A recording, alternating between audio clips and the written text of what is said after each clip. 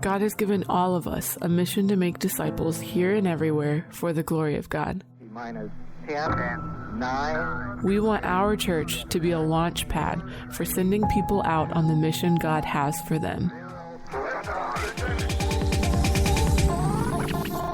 Regardless of who you are, we all have a role to play.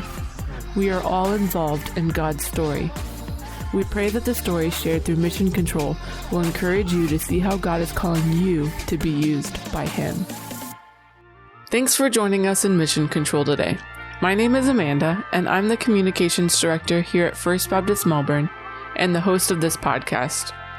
Today in Mission Control, we have a very special guest, though I might be a little biased because he is my dad, Jerry Thornton. Jerry moved to Melbourne in 2021, and aside from being a phenomenal dad, is currently serving as the Associational Mission Strategist for the Brevard Baptist Association. Prior to his position at the BBA, he served through a season of over 20 years in pastoral ministry. Having grown up as a pastor's kid, I joke that it feels nice to have the tables turned when people here in Melbourne refer to him as, "Oh, you're Amanda's dad." My dad's been a very influential person in my life. He's someone who's good at listening and pointing people to Christ in a way that feels very authentic and natural. In our conversation today, we talk about his current season of ministry, unpacking what it means to be an associational mission strategist, the value behind churches partnering together, and the importance of saying yes to the ministry opportunities God presents to each of us. So this is a little interesting because you're my dad, which I'm sure I've just said in the intro, but can you tell our listeners a little bit about yourself and what you're doing right now? Yes, right now I am the Associational Mission Strategist, otherwise used to be known as the Director of Missions for Brevard Baptist Association. Okay. So in the grand scheme of Southern Baptist, most people understand what the Southern Baptist Convention is. That's the national convention. Mm-hmm. And then underneath that, each state or most states have a state convention. Ours is the Florida Baptist Convention. And then underneath that is our associations. And so our local association is all of Brevard County. So it's an association of 60 churches, all Southern Baptist here in Brevard that I work with and help and try to do whatever I can to help their mission. When you say association, what does that really mean and what is the value of that? Okay, what it really means is that churches and pastors understand that it's lonely doing ministry by yourself, and that it's actually better and biblical to do ministry together. And so an association is simply a group of churches that have chosen to give to the ministry, chosen to cooperate with each other, participate with each other, and support each other as best they can. And for the most part, our association is done through, not for the most part, it is completely done through giving through the churches voluntarily. There is nothing that they have to give. It's because they see value in doing ministry together and helping out other local churches in any way that they can. Okay. Do you know off the top of your head how many are in the Brevard Association? 60. 60. I figured you would. 60 churches. 60 churches. Very cool. How did you get to here? Have you always been working with the kind of more association, convention type things? No, my story goes back. You asked me to tell a little bit about myself. So I was born in Texas. I grew up in a very small town in the panhandle of Texas. If you look at Texas, most people think the panhandle is at the bottom. It's actually at the top. And so, we're in that little crook of area up at the top is where I grew up. Texas could arguably have lots of panhandles, so Florida's a little more obvious. Yes, it is. Texas we're at the top up there by Oklahoma. And so I grew up in that part of the world. It was a small town of 10,000 people. But we went to the most significant church in that community, and First Baptist Dumas, and I grew up in that church. And as a youth, I was very, very involved in that church, and went to everything that you could possibly go to, and felt called into ministry even as a youth. But really, my dad was a banker, not a pastor, and so I didn't know what any of that meant. I just said, God, if that's what you want, I will do that. But first things first, and that was college. And so I went to a university down the road in Canyon, Texas, and got a finance degree, and really didn't pay much attention to my calling until I began to look for a job. And then when nothing was coming available to me, I began to think, okay, God, if you want me to go into ministry, I'm assuming seminary is next. And I said I would do that, and I surrendered to ministry at that point. And quickly thereafter, I got a job out of ministry. And so I was in insurance and real estate for about 15 years or so. I didn't realize it was that long. Yep. See, this was all when I was a wee babe. Yep. Let's see. I graduated college in 1986, and I started seminary in 97 and was out in 2000. So yeah, it was a while. Yeah. Before I had a whole other life before ministry that you have very little memory of. Yep. And so it was, I felt called into ministry when my wife's job, my wife is your mom, is an actuary, and she has been rising up in her career for a long time, and it's a very stressful career. And we felt like, and we had 2 young kids, and we felt like something needed to give, because she was literally getting up at 6 o'clock in the morning and going to work to beat the traffic in Dallas. And then she would normally leave work at around 6 o'clock, get home, work until she fell asleep on the couch, and then do it all again for 5 days. And because she refused to work on Saturdays. Okay. And so it was a very stressful time, and we felt like something needed to give. And so we went out to eat one day and to have a conversation about all of this. Very good. Because there were a couple of options that we felt like. Number one,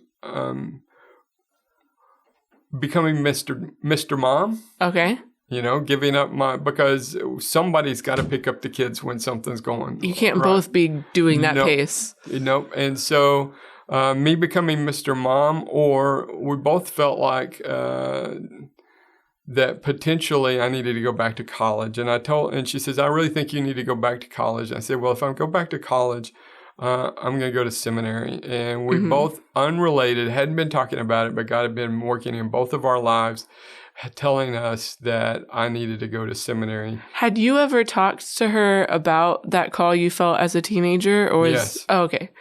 Like before this, going on to... Okay. So this was something you both were aware of. Yes, both of us were aware of. Both of us were very, very involved in our churches. That's right. In our church. And so we did as much as you could possibly do as a layperson at our church. And so this was not something out of the blue by any stretch of the imagination. But for the next 3 years, I went to Southwestern. So I drove 4 days a week, 70 miles to go to school, and it was a great experience. But we kept telling, her work knew that I was going to seminary and I was going to school, but it never really registered on their minds that there was eventually going to come a day that she would be leaving. And so in the year 2000, I graduated in May. I had been interviewing and had found a position, and God really called me to a position in Florida. And she went to them and says, I am going to be moving to Florida, so I need to put in my resignation. And they said, oh, no. Why don't you just take your laptop with you and we'll figure this out? And so Christy, my wife, became a telecommuter pioneer. Yeah, in year 2000. So your mom's been working from home most of your memory. Yeah. working. I have like vague memory before, but yes. Yeah, and so she's kind of a big deal, in her world Real of pioneer, actuarial sciences. But we moved to Jacksonville, and I started my ministry in Jacksonville at Arlington Baptist Church, and all of my ministry career has been in administration, in areas of really support, helping other pastors and other ministers do their work, helping the church stay financially sound, helping solve problems when there were problems, build buildings and remodel buildings, those kinds of things. It's been most of my ministry career. When you were in seminary, was that kind of the path that you saw for yourself then too? Gosh, no. It was not. Oh, okay.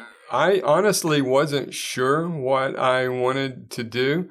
It sounds probably strange to you, but before I went to seminary, most of my ministry was involved in music, and so that's not strange. A lot of people just assumed that I was going to go into music, and I was like, I can just sing. I really can't. You're the third person on this podcast that has like a music background. But then that's not what was used. No, not at all. And so I never intended to go into music ministry. But I didn't know what kind of ministry. I didn't know what. So that's why I got a Master's of Divinity, because it was the most broad degree that I could get, a master's degree. And so if God called me to preach, I have the degree to do that. But it took me a long time. It took me 3 years really to begin to whittle down what it was that God called me to do. It was my preaching class. All right, my preaching class that it was the first time I ever preached, and so I thought I did a good job, and I think I did do a good job. But the pastor, the preacher, the professor said, if you don't feel just compelled to preach, and you just got to preach, preaching is not your ministry. And I was like, yeah, that's not me. That is not how I feel at all. I don't feel a compelling. And so that's really and that was the last year of seminary. And so that really sealed it to me that, okay, that's not the direction. Senior pastor's not. And so if senior pastor's not, I really had a passion and still do for small group ministry, Sunday school. And so that's the direction that I really wanted to go in. And I wanted to be an adult education leader. Was that your first position? Yes. Because I remember you doing a lot of things. In my first position was education and administration. And so it was a smaller church. And so I had both roles. So I was over the business side of the church, and then I was also over all of the education. So that included all the children's ministry, youth ministry, and now I did have a youth pastor that worked underneath me, but I was over all of the education. And so the administration part was such a sour part in my taste that when I left that ministry, I vowed never to do administration again. Yeah. Well, that didn't work out so well. So my next position was back in Texas, and that was probably the weirdest one. I was a senior adult. I remember. Singles and outreach. Yes. Yeah, that was a stretch. Wait, so that was your whole position? That was my whole position. I knew you did those things. Those were the things I saw. Yep, that was my position. Senior adults, singles, and outreach. So when you took that position, how much of it was, I want to get back to Texas, and how much of it was, I feel called to senior adult and singles ministry? Or how much of it was even just God was saying, this is for you? Okay. All of my life, but especially my ministry, I had one goal, and that was to say yes to God. All right. And so I don't know that I felt called to singles, senior adults, and outreach, but I felt God telling me this was my next step. Gotcha. And God used that position in many ways. In Arlington, over in Jacksonville, it was my very first position. And so I didn't know what I didn't know, and I didn't know a lot. And so coming out of seminary, and so I made some mistakes, I'm sure. But on the flip side of that, I was wounded coming out of that ministry, and God used the next ministry in Plainview to put me underneath a strong adult education leader and gave me some friends, gave me wonderful people in that church that surrounded me and loved me. God put me. It was that ministry that I learned to preach, because at the senior adult ministry, I went to nursing homes and assisted living places, and we did services. And so there's nothing like doing a pick your hymn night for a group of senior adults. Man, they can stump you, that's for sure, with some of the hymns that they request. But I decided to take that very seriously, and I decided to prepare for those services like I would be preparing as a senior pastor. And so I learned to preach in those, and those little ladies, they and I say that because there were only 2 or 3 men that were at most of these facilities, but they just loved you, and it didn't matter how bad you were. They thought you were the best thing since sliced bread. It was it was a wonderful, rewarding ministry. But after about 3 years there, the pastor that I had worked with in Jacksonville had called me and wanted me to return and come back. And I told him, I said, I don't want to do administration. And he said, that's okay. We really need we need an education person. Okay. We need an education person, and I need somebody that will just be over all of the staff. And I said, I can do that. Well, I did that for about a year or so. And circumstances happened, and the church needed me to become the administrator and take over. It was after only a year? Mm-hmm. Oh, okay. My memory is fuzzy. About a year and a half. Yeah.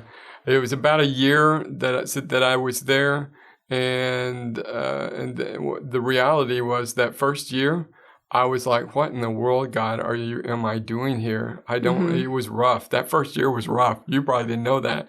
That first year was rough. I wasn't succeeding at anything. And I just felt like everything, I couldn't figure out why I was there. Lots of things were going wrong. And then circumstances happened where I needed to step in as administration on a temporary basis. Mm-hmm. And it was almost like, it wasn't audible, but it was almost like God was saying, this is why. Gotcha. This is why you're here. And I was like, okay, I can do this on a temporary basis. And it was rough. It was a rough year because I was doing my job and somebody else's job for a year. And then after that, they asked me to move over and take his position permanently. And my first response was, no, I won't do it. I don't want to do it. I didn't know that. Nope. I said, no, I don't want to do that. I have no interest in doing administration. And it lasted 24 hours. And I thought, this is the first time I've ever said no to God. To an opportunity. And so I went back and I said, if the personnel committee and if you guys feel like this is where I need to be, then I will do that. And so for the next 13 years, I was doing administration at Thomasville Road. And so, yeah. And then to get to here is, sometimes ministry just comes to a point where it's time to go. Mm-hmm. And that God has used your ministry for as long as he's going to use it here. And he really... you were about to have a little one, you were about to adopt, and we had a huge desire to be active parts of our grandchildren. Mm-hmm. And so God really began to put in our minds that he wants us here in this area. Mm-hmm. But we didn't know exactly what that would look like. And so it was really your mom that began to look for remember. Yes. This is less fuzzy. Positions for me. And so she would bring out some, and I did not know, but she was running these things by y'all. So I have a brother who also lives in the Central Florida area. So it was kind of on the table of Central Florida broadly defined. Yeah, and there was one particular position here in this area that you were like, I don't think that you would fit in there. And then this position came up, and I really, in my role, I never worked with associations at all. I was never a part of the local association at any place that I ever went. And so when your mom brought this opportunity, she saw on the web that this was an opportunity, I said, yeah, no, that's not me. And then she said, well, Amanda thinks that you would be good, and Daniel thinks, and I was like, and I said, well, let me pray about it. And so I had put my resume together for another position that they never ever called me on. And so I was like, why not? I've already got my resume. It's not going to matter. It's not going to, And so I sent in my resume here and applied for, all right, so I will give you my side of the story, and then I will give you the other side of the story here in a minute. All right, so my side of the story is that I sent off my resume, and I didn't really think too much about it, but I got a reply back from email, and they sent me a questionnaire. And they had a whole committee at Brevard Baptist Association of putting things together for a questionnaire. And I looked at this questionnaire, and this questionnaire was all over the place. It was just a question here and a question there, and there was no system to the questionnaire, and it didn't make any sense to me. And I spliced it and diced it, and I reordered all of the questions to where it became a narrative for me. And God really used that questionnaire, and I felt like, wow, these people need me. These people, this thing is just, And so I put it all together, and I put this thing in a narrative format. All of the question and answer, and I thought it was a beautiful thing. But just in case, I went ahead and also submitted it in the order that they gave it to me.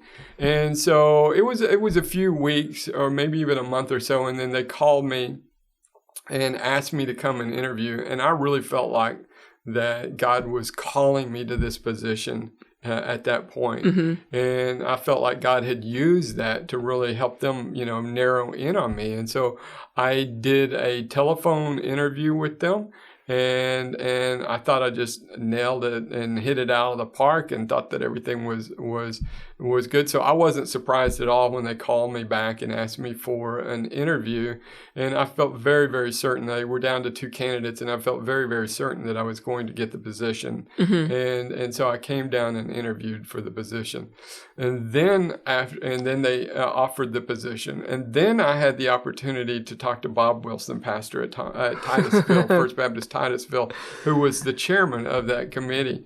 And he says, would you like to hear the other side of the story? Yeah, the story about how you were hired. And I'm like, yeah, I'd love that. And so he says, well, when you sent in your resume, it was only me and Scott Wilson that were really interested in you at all.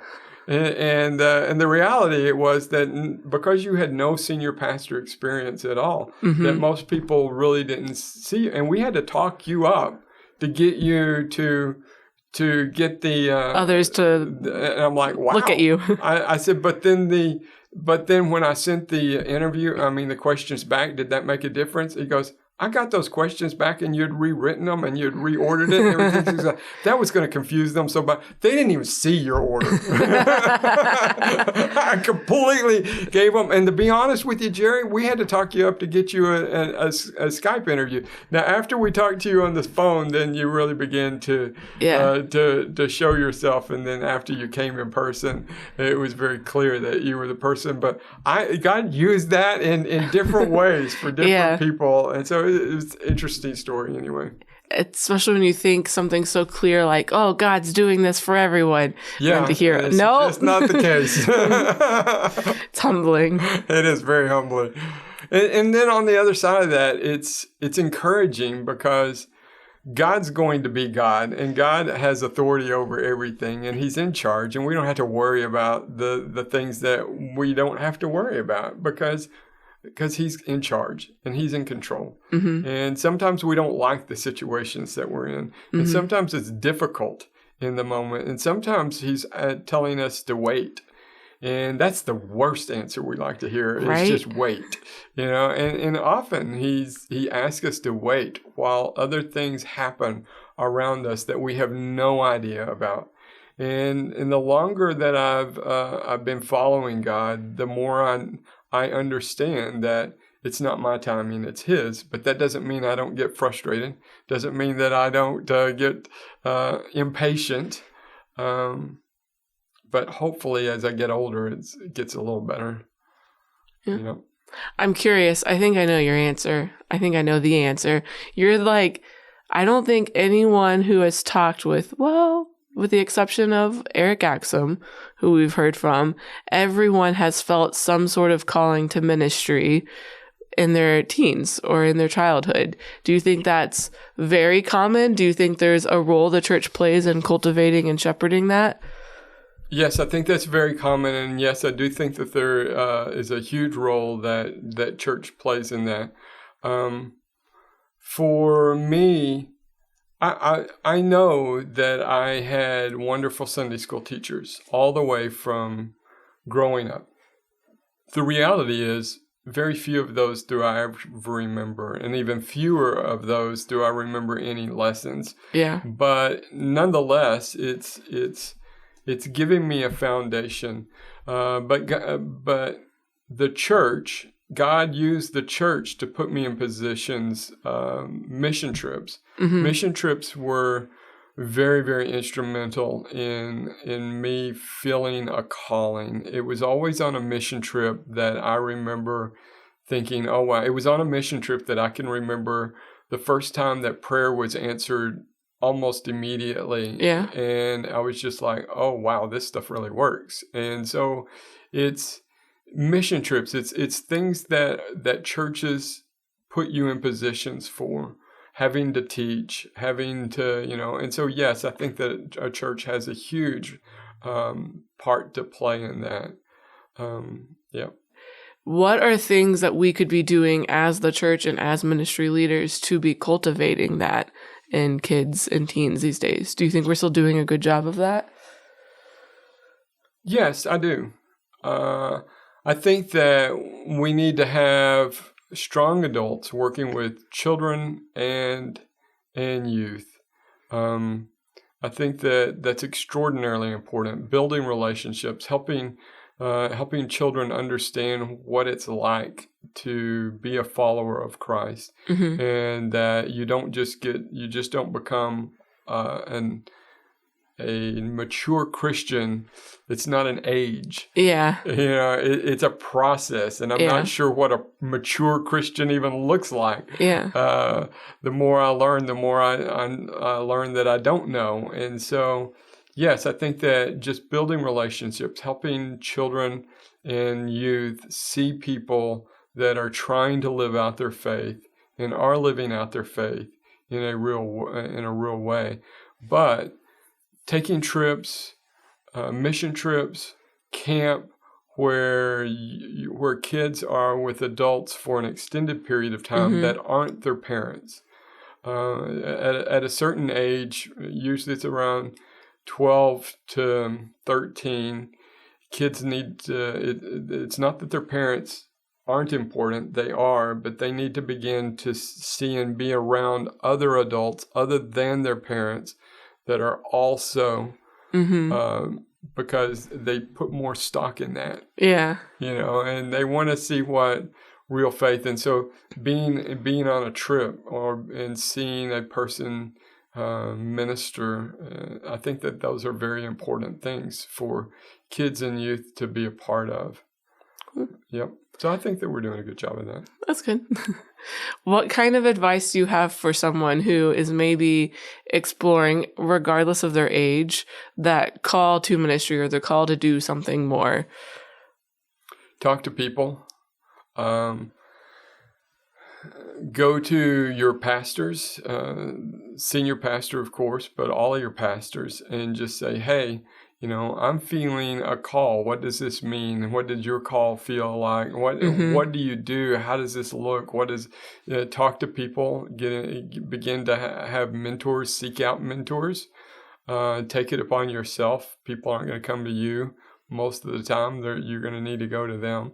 And so as a young person before college, or even in college, it's even more important during college.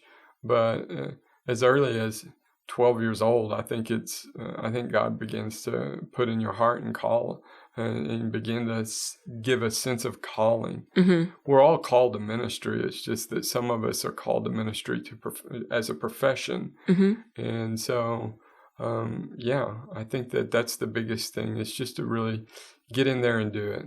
When God gives you opportunities, when somebody says, "Hey, would you teach this group?" It's scary, but the answer is yes. Yeah. Any opportunity that you're given, the answer is yes, and you just do it. Are you going to be great at it? Probably not.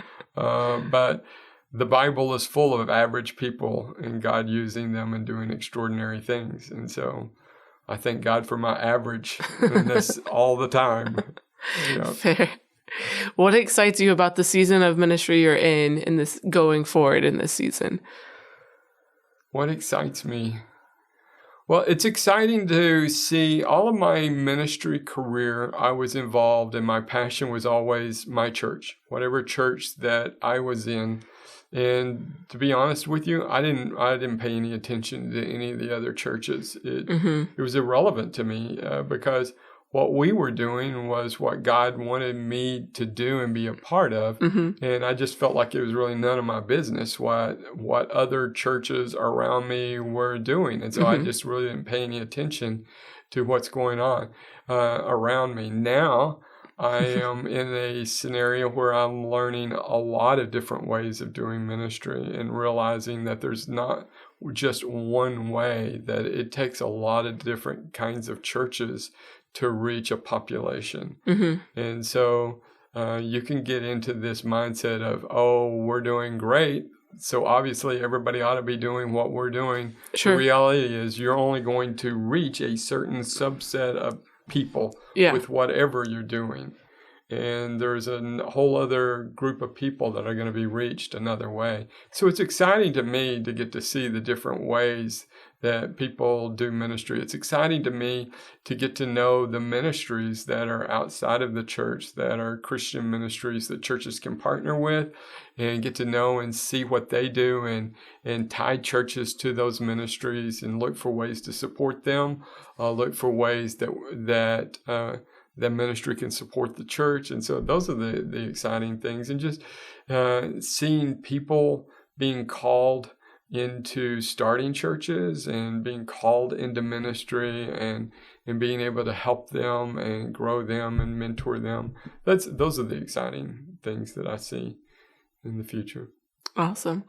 Okay, and then finally, what advice or encouragement would you have for someone who's feeling the call to make disciples here and everywhere for the glory of God?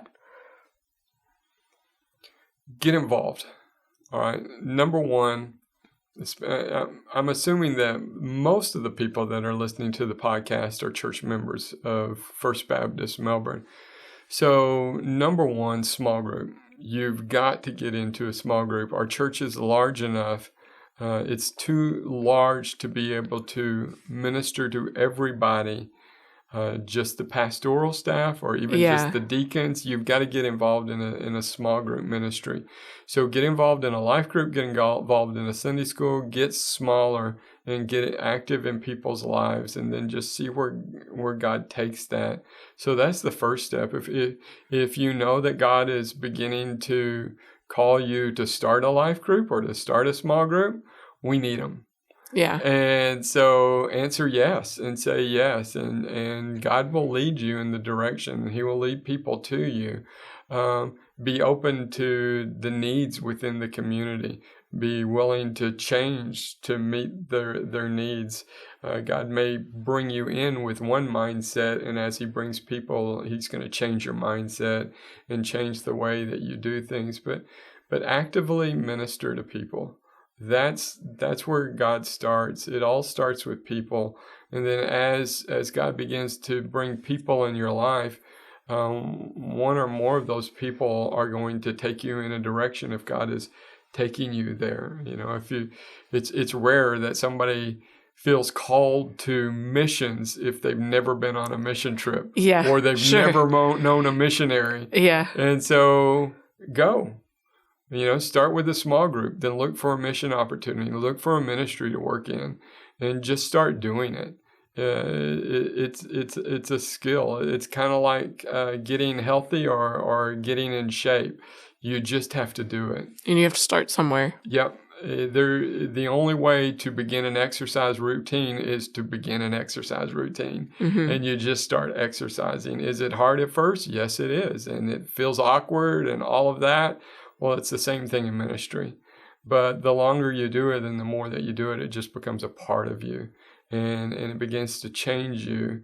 And so, yeah, just it's the Nike, just do it. Just get involved and so wherever you are, if you find yourself and you say, well, I'm already in a small group, well, then begin to pray, okay, God, is this what you want? Is it simply to be a part of the ministry, or are there people that are in my ministry sphere of ministry that you want me to really take under my wing, or is there somebody there that I need to go under their wing? Yeah. Whatever you're doing, God's got you there for a reason, and He's taking you someplace. And so just be active, just start and say yes. Whenever God brings up an opportunity, say yes and do it. And that's how it starts. As somewhat of a tangent, you mentioned small groups, joining a small group, potentially leading a small group. Y'all started a small group. We did. What has that been like for you? It's been awesome. I have taught Sunday school for probably 30 or more years. This is the first opportunity I've ever had to have a Bible study in my home. And so it's just been awesome because I watched yours. I know. Zach and I laugh a lot because some of the things that I'll talk with Mom about of just experiences in leading a group in your home. And then Zach and I are they have all of these decades of ministry experience. And then here we are, the seasoned experts, I say in air quotes, with our 8 years of doing this. So it's interesting. Yes, but I watched your life group over the years, even when I was in Tallahassee, and you would call us with issues that had come up in your life group that I was like, oh my goodness, I have never dealt with intimate issues like this in all the years of Sunday school. And so when I came down, I was adamant about I want to start a life group, and I watched yours, and there was an eating element, and it's biblical, don't forsake eating together. And so I decided that the food component had to be a part of our life group. So on Tuesday nights we meet at 6:00. We eat from 6 to 7, and we do Bible discussion, Bible study from 7 to 8, and it has been awesome.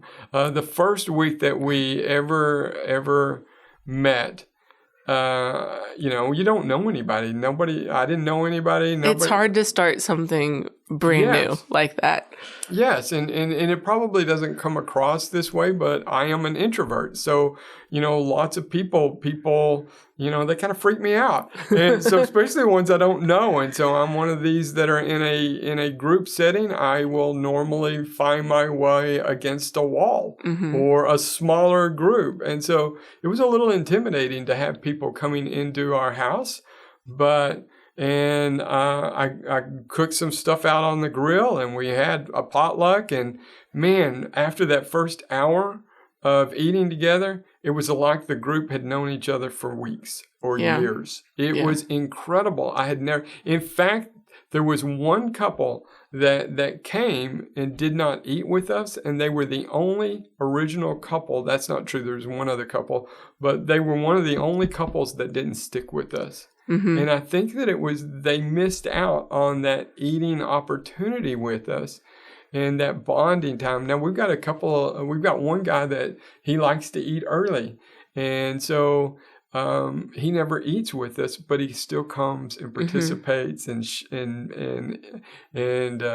fellowships with us, and that eating time is extraordinarily important. And then we just transition into Bible study. Our group is anywhere from age 15, I guess, is our youngest, maybe 14. Do they participate? 75. Yes. Oh, that's awesome. Yes. And so we can't provide childcare, but if they have children that can sit and participate with us, we're open to that. And so that multi-generational aspect of it has been also very fun. So I've loved every minute of it. Our group, I guess we're almost 2 years now of being a group, and this is not going to be new to them. We've talked all along about multiplication, and so we've got the buzzword. Yeah, and we've got a multiplication plan for not completely talked about, but I think those people are feeling called to be the next leaders and be called out. So hopefully in the fall, it'll be sad to see a good portion of our group move on and start a new group. But I think that we've created a role or a system that really works for us. And so the meal part is extraordinarily important. And so, yeah, it's been awesome. And I encourage everybody, and really honestly, in a church this size, you cannot minister to or be ministered to without being a part of a small group, a smaller group. And so right now I think we have about a total of 20. And so that's good. Yeah. So we average about 14, 15. That's, our house is, God's blessed us with a nice house, but you can't fit much more than that. Yeah, it gets hard. In our house. And so, our issue were the kids. Yes. Yeah. And so for you guys, it's a little more challenging because of babies and toddlers and young age children. Those are challenges in a small group setting. But once they get to be, I would probably say 4th or 5th grade, I think that they could sit and be a part of the discussion. 45 discussion time. It's been rewarding, I think, to our younger people because they see that we struggle with the same things. Yeah.